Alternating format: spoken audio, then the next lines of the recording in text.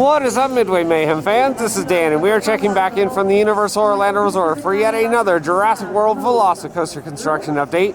And we're here, hopefully, for some daytime testing. Let's go.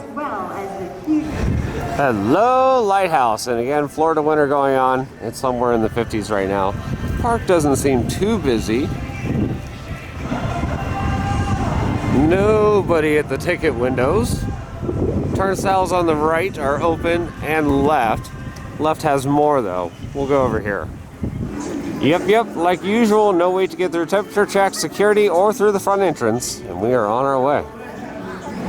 Alright, wait times, let's check it out. Park is open till 6. Hagrid's at 75 minutes, Dr. Doom 30 minutes, Spider-Man 40, Kong 35, P-Flyers 25, Fly the Hippogriff 20, Sue's Trolley 30 minutes, 55 minutes for Hogwarts Express. We can see Jurassic Park River Adventure 10 minutes, 55 for Forbidden Journey, 30 minutes for Hulk. So yeah, not too bad busy-wise. Little bit on the moderate, I would say.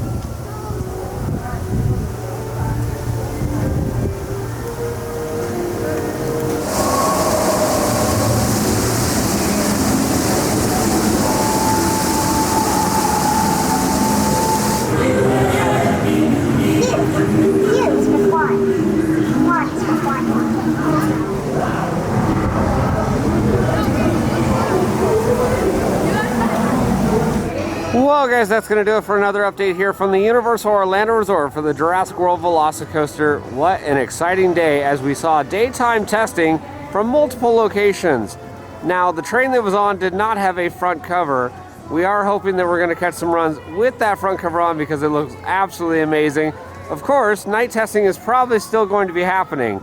But the big thing to take away from all this, well, the little oopsie that they had last week is done, it's fixed, and they're running again. And of course, we're going to have more updates from here. So if you like what we do, follow us on Instagram, Facebook, YouTube, and Twitter at Midway Mayhem. And I will see you out on the Midway.